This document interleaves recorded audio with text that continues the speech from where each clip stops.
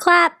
Does that work the same if I just say clap? When I was younger, much like today, I watched a lot of content. Every Sunday, I go to my grandparents, we go to the local Blockbuster, get a bunch of movies. And we have the three main kid stations, Nickelodeon, Cartoon Network, and Disney Channel. They got movies playing every night. Bunch of real slammers of hits. One of these movies I remember watching a lot as a kid, but haven't seen recently, till now, is Snow Dogs. I remember watching this movie like a bunch of times, and like I only really remember like random scenes and like the basic plot. I know it stars Cuba Gooding Jr. and he's like a dentist in Florida, I think. He goes to Alaska to see his like dad or something, his like real dad, and they're dogs and they run in the snow, and there's a hallucination on the beach where the dogs can talk. And Cuba bites like one of them on the ear, but like in real life, not in the hallucination. I'm telling you, like random scenes. But I wanted to rewatch and see if it was actually a good movie or if it was a snow from me, dog. Oh, God, dude. Fun fact, I thought of that joke in the middle of the night and, I had to put it in.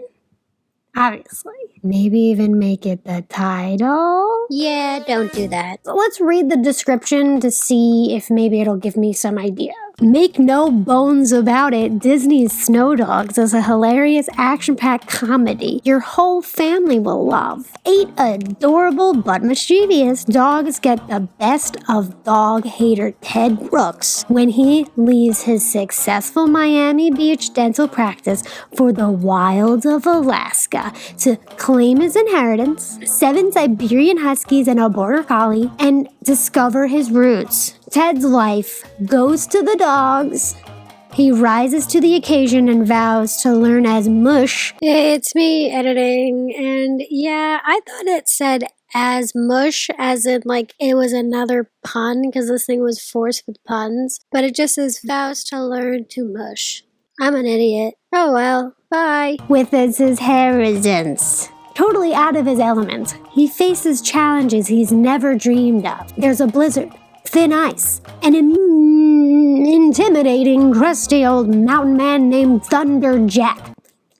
The Arctic Challenge sled dog that's only 2 weeks away, and a life and death rescue. This fish out of water, tail wagging comedy is nothing but a doggone good time. Can I really not read? Why am I just putting random words in this fucking shit? And a celebration of family, both human and canine.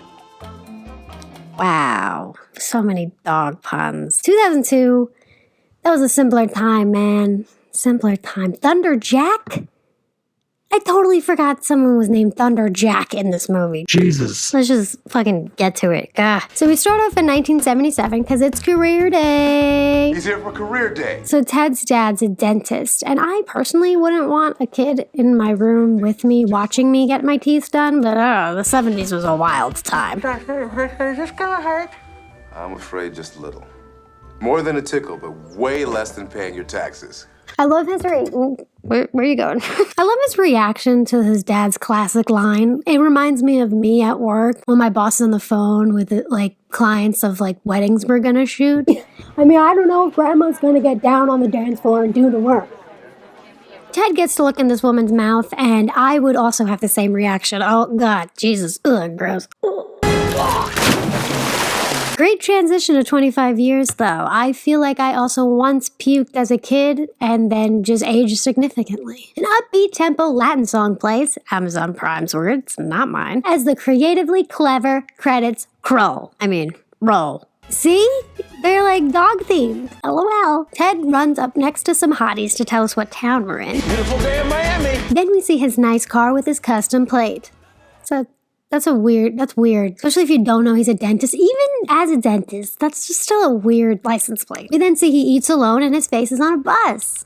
Cool. The upbeat tempo Latin song ends and he goes to one of his 4 locations. And like, dude, really? This much hype for a dentist office? We will be with you all in a while, and we promise to make you smile. Like, sure, yeah, okay, dental hygiene is very important, but like, a lot of people, myself included, don't go to the dentist. Dental is not included in fucking health insurance, so it's kind of expensive to go. How much do you think this fancy-ass place is? Normal dentists are a lot, so like this? You should probably find a new dentist.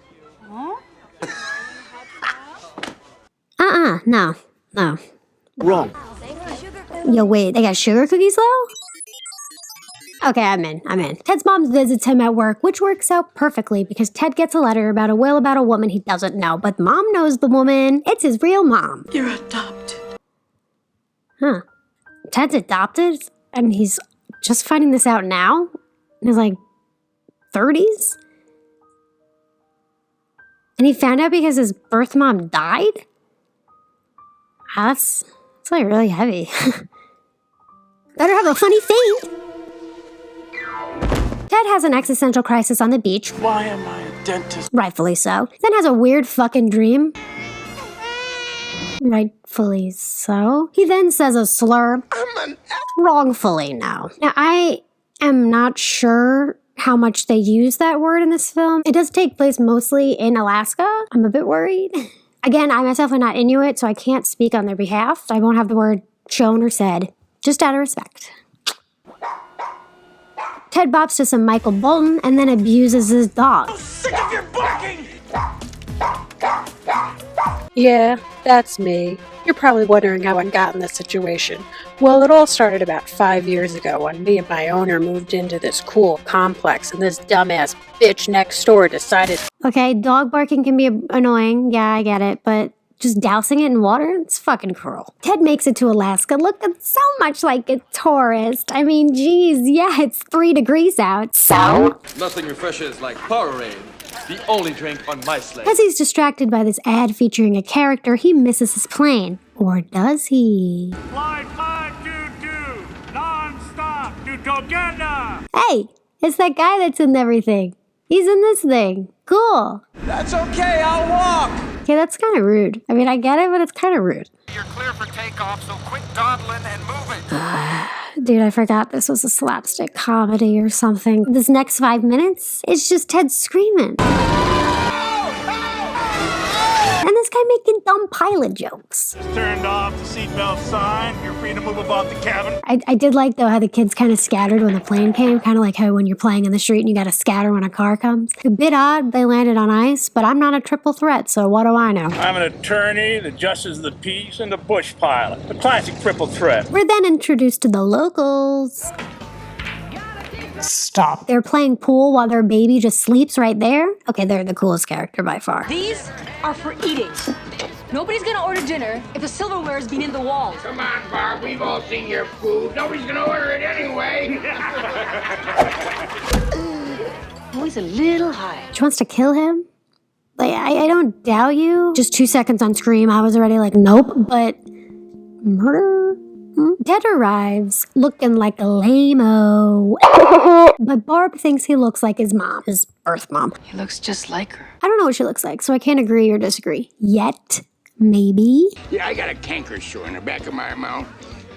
And isn't that stench unbearable? Dude, what did I say? No. Time to read the will. I'd like to thank you all for coming. I hope you got a good turnout, though if there was a blizzard, I understand. Now, I don't want any crying. People should enjoy themselves. So, Barb, why don't you pour around a wild turkey on me? That's a pretty good opener for a will. You know, when I write mine, I think I want a funny opening. Before everyone can take their shot, Thunder Jack makes his dramatic entrance. Dude, what the... We gotta have a white guy with dreads, really? What's with Sasquatch? Zip your lip, that's Thunder Jack. They call him that because he got hit by thunder. Twice. You can't get hit by thunder. Now, pay attention. Back to the will, which is now low-key a roast. Peter Yellowbear, my neighbor and fellow snow golfer. I leave my lucky putter.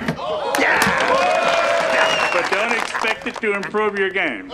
She is giving me great ideas for my will. Keep it going. To my son, Ted Brooks, I'm sorry you never knew me, but to you, I leave the rest of my worldly possessions. I wish you were more. Little nuts to leave everything to your son that you've never met, but what would I know? I don't have kids. Hilarious to leave basically shit to your ex, though. And to Thunder Jack, I leave my outhouse and all its contents. Lucy was iconic. R.I.P. Pour one out. To Lucy, Thunder, Jack, not like that. Good. Barb shows Ted to Lucy's house. So is that all you want? Just to pawn off all her stuff? Oh, do I owe her more than that? She pawned off her kid.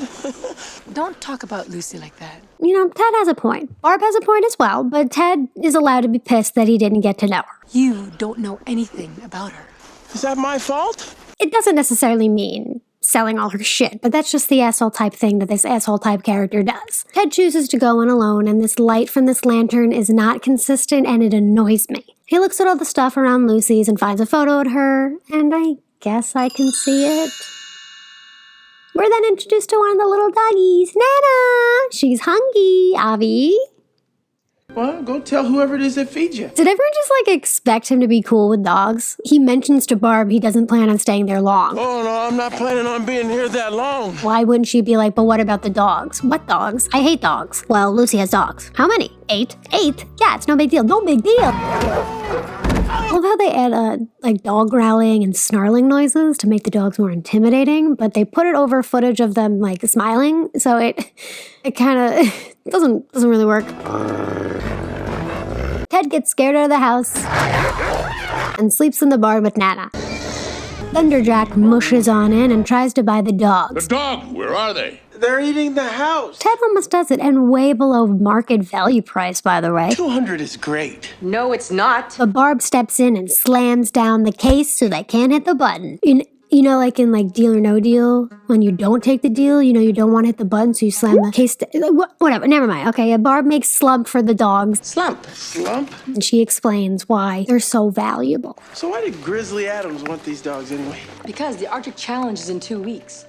These dogs are champions. Arctic Challenge, what is that? Well, next to the Iditarod is the biggest dog race around. 5 days across 400 miles of the most beautiful and rugged terrain in the world. You'd be crazy enough to do that. Your mother? You literally read one of her trophies for this race last night. Were you just so traumatized by the dogs that you forgot? Barb drives Ted into town, and he's not being frisky. I'm stuck. That's what all the guys say.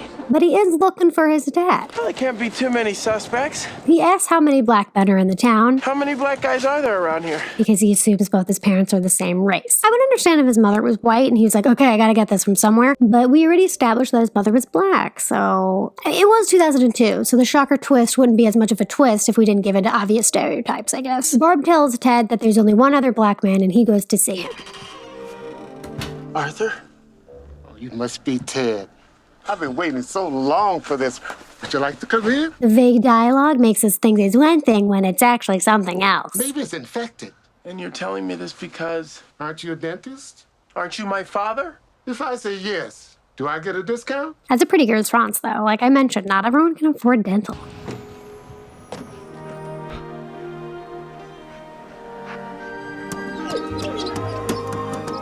Why is there sad music playing here? I mean, I get why, but movie-wise, it doesn't make any sense. Ted has made no connection to these dogs, okay? He got attacked with them, he hid from them, and then he just watched them eat. Bonding? Maybe he bonded with Nana, maybe more, but the other dogs, not as much. Whatever, though, we have to get to another kind of rushed, kind of sad, kind of bye between Barb and Ted. If you're ever in Miami, look me up. My number's on all the buses. And then Barb drops the bomb that is his father. His name is James Johnson. Obvious twist, it's Thunderjack. And even more obvious twist, he doesn't give a shit that it's his son. I don't much give a hoot one way or the other. This bit goes on for a bit too long. Have something wrong with that head. No! You got something wrong with your head! No, you got something wrong with your head. No, you got something wrong in your head!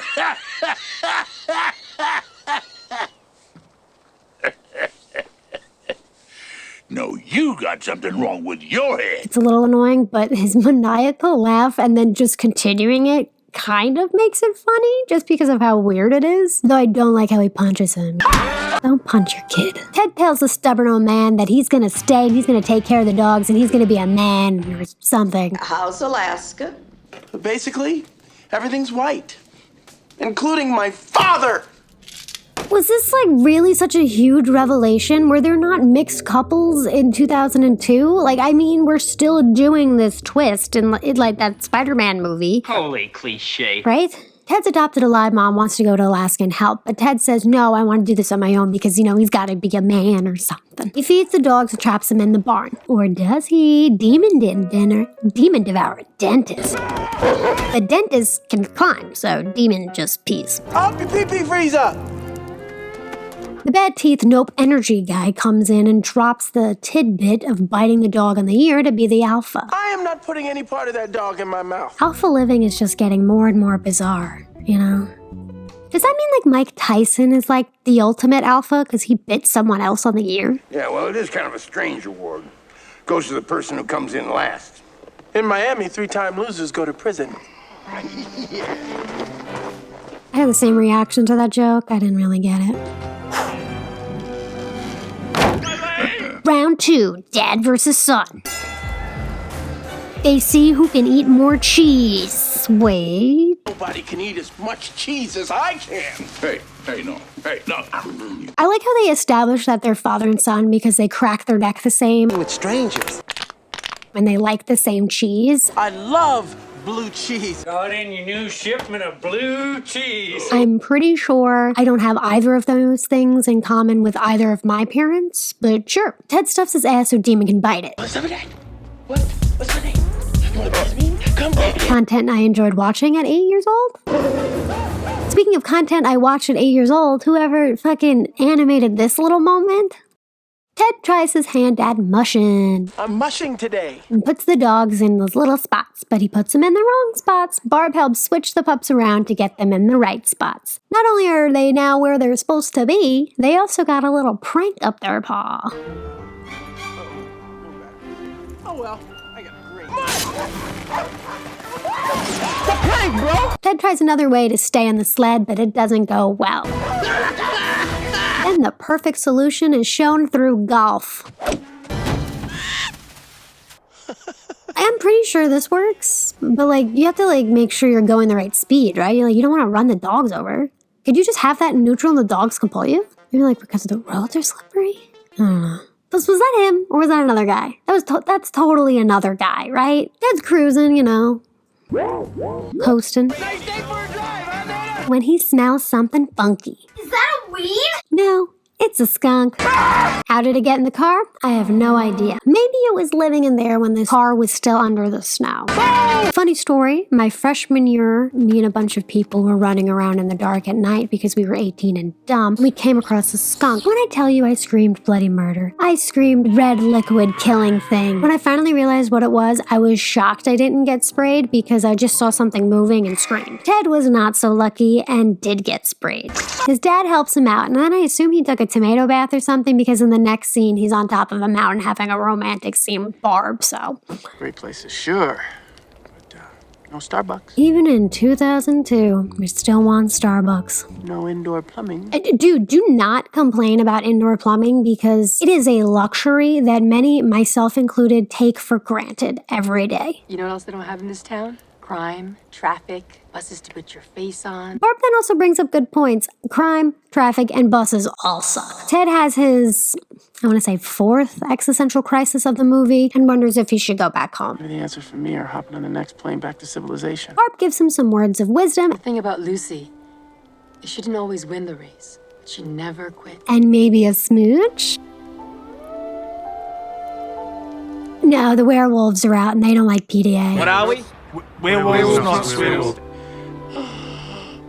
That's beautiful. Have you not seen that view every morning? Has it just always been like too cloudy? Just seems odd. You know, the line, the acting, the back set. Ted has a second go at being a sled guy, so he puts on his dead mom's jacket, recreates a scene from Radio, I feel, right? Like, is that a scene from Radio? I feel like that was a scene, right? Like, can you just see him in the shopping cart being like that? Right? Like, that's Radio, right? His second go doesn't go too well either. The dogs get distracted by a fox, and Ted can't remember the magic word to tell them to stop. Ted goes flying off the sled, and the dogs run away. He then runs into a bear. Oh my goodness gracious! And then dumbly runs from the bear. Rule number 1, never run from a bear. Ted jumps off the cliff and celebrates that he's alive. Meaning he has to die. Could totally see a cage under there. Definitely filmed that in a big pool. Time for the hallucination, and it's a lot weirder than I remember. So yeah, you know, the dogs talk. Oh sure, you'll roll over for anyone who'll pour you a bowl of slump. Cool, remembered that. But blue cheese cookies? It's your favorite. Blue cheese cookies? Ew. Michael Bolton? Remember, no matter what color you are, you can still have soul. Look at me. Okay. This face that you just made? You gotta learn to relax. Just sit back. No. Inappropriate. Tell me about it. Ted wakes up in a cave saved by Thunderdad. You silly greenhorn, you could have been killed. The two make a deal. Thunderjack gets the dogs if he tells Ted about the time that he fucked his mom in a cave once. Cold weather brings people together in a strange way. Thunderjack does just that, and he gets the dogs. Bargain's a bargain. Guess the dogs are yours. Ted goes back home to hot, loud.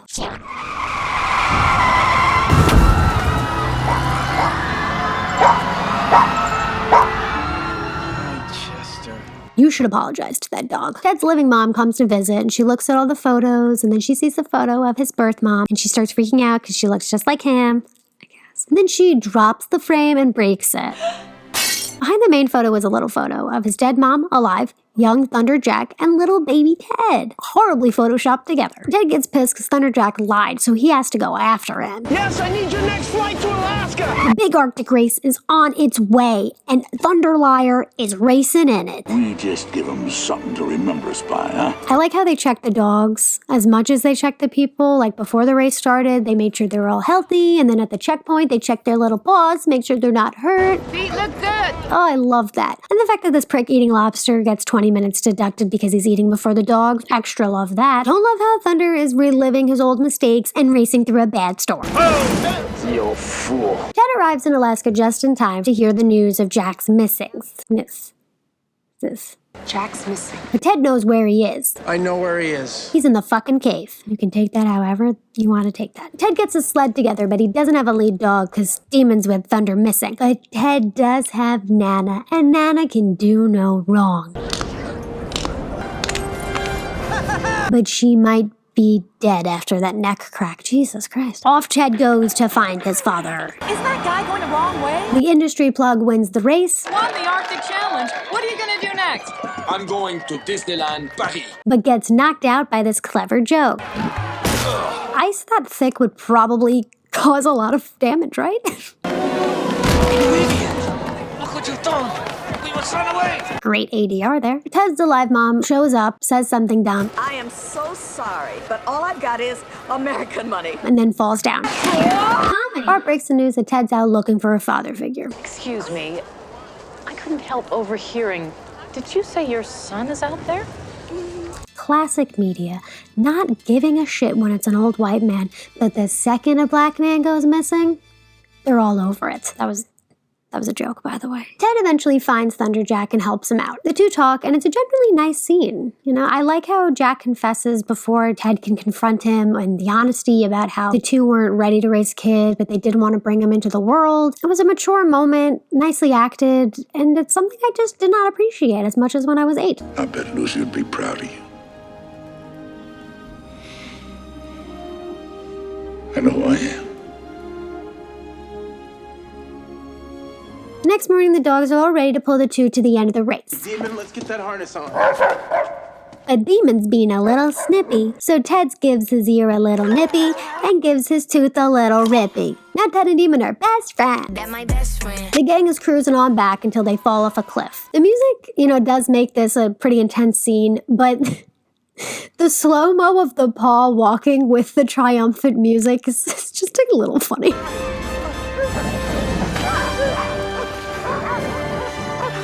Ted's alive mom confesses to Barb, and only Barb. Are you Barb? That she was afraid that if she told Ted that he was adopted, that he wouldn't love his parents as much as he would have if he didn't know. And that is, again, another mature thing. Not that mature. I mean, I don't know.